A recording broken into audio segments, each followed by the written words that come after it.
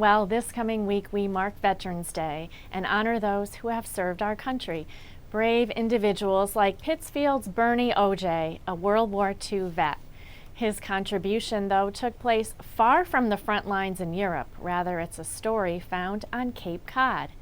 Now, you might think of the Cape as home to beautiful beaches, quaint villages, and great seafood. But during the Second World War, it was also home to a top-secret military station. Station C, as it was known, played an important role in defeating the German Navy in the Atlantic, and Bernie Auge aided in that effort, which helped break the Enigma machine and the Nazi codes. Steve Kiltonick has our story.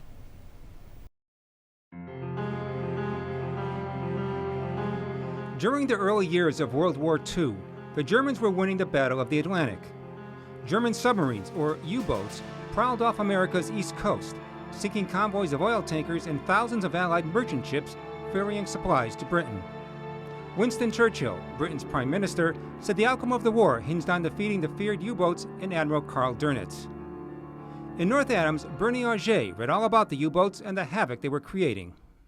Every day when I was in high school, I'd pick up the paper and the headlines were always U-boat sinks, hundreds of thousands of tons.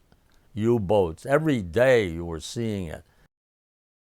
At Drury High, Auge was a star athlete and captain of the baseball and football teams.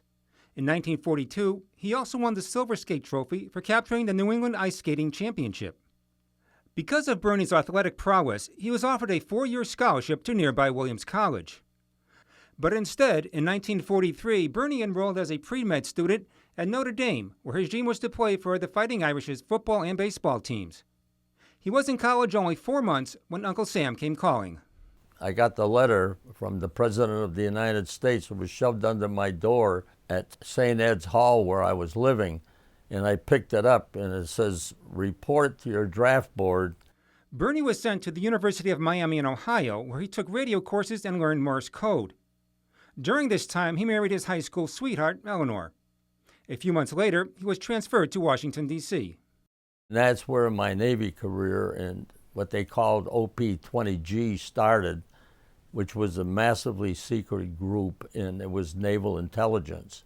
We had to stand and take an oath that we would never divulge anything from this point on to anyone in our life under the penalty of death.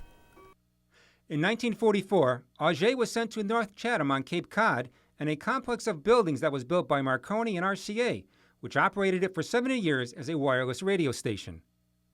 In 1942, shortly after Pearl Harbor, the Navy took over the site and designated it Station C. The red brick building, which Bernie would call home for nearly 2 years, overlooked Writer's Cove, a picturesque spot on the Atlantic. Station C was set up as a secret listening station to intercept messages from the German High Command. Much of the German success on the Atlantic was due to the Enigma machine, which Admiral Dönitz used to encode encryptic messages. Today, Station C is the Chatham Marconi Maritime Center, which details the history of wireless communications on the Cape. One exhibit is devoted to the World War II years. Here is one of the few working Enigmas in existence. The Enigma machine is a relatively simple machine to operate that has a very complex function. It's purely mechanical. There's no electronics in here. It's a series of switches and rotors. And every day you would select 3 rotors to put into the machine from the 5 that were supplied. They would be designated on the coding sheet for the day. In the front of the Enigma machine was a plug board that swaps letters. That would be different every single day. And then the rotors themselves would have a different starting position each day. If you put that all together, it comes out to trillions of permutations, almost impossible for anybody to crack. What the Germans did not know was that Polish and British mathematicians, most notable Alan Turing, had constructed a device called the bomb to decipher the Enigma. This massive, ingenious machine was the precursor to today's computer. When the Americans secretly captured U-Boat 505, along with an Enigma and the Nazi code books, the Allies had a blueprint to reconstruct the keys and break the code. In 1943, Chatham became a Navy town. 24 hours a day, Auge and his fellow radio operators listened for German radio frequencies in Morse code. Each operator was equipped with headphones, a typewriter or mill, and a telegraph key. The German U-boats always surfaced in the middle of the night. Operators knew the frequencies of the subs, each of which came up on a particular kilocycle. As soon as I heard that sub, I had a key next to me, and I would hit the key. My key name literally was DF. I'd send a D and an F. I'd go da, did it, da, dit. The garbled messages in 5-letter groups were sent by teletype operators to Washington, D.C. in buried cables. They would decode it there. We would decode nothing. We only heard it, sent it. Besides Chatham, the Navy set up 4 other listening posts in Greenland, South Carolina, Maryland, and Brazil to monitor the German submarine transmissions.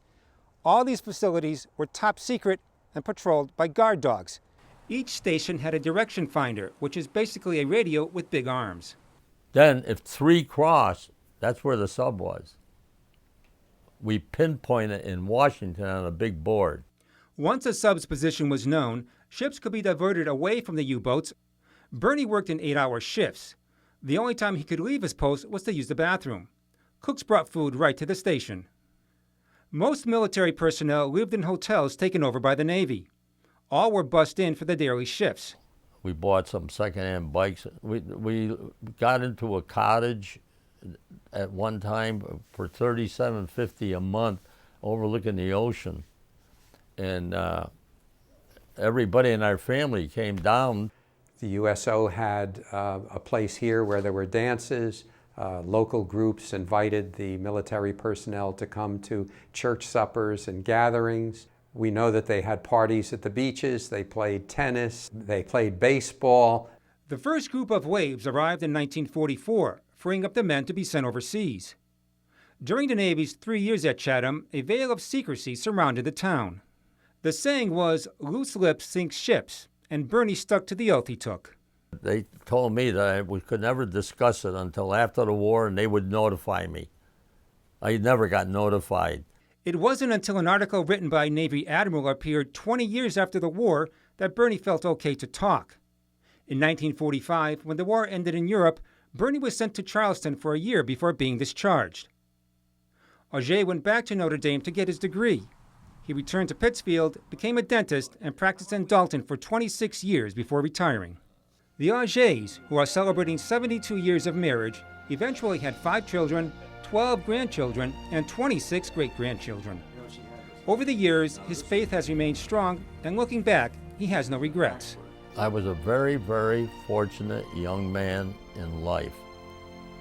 When somebody would offer me a scholarship to go to Williams and to be able to go to my dream at Notre Dame, I was probably the first in that whole town that had a chance to go to 2 great colleges. Bernie Auge, a devoted husband, father, and grandfather, as well as a grateful veteran who never forgot where he came from. For Real to Real, I'm Steve Kiltonic.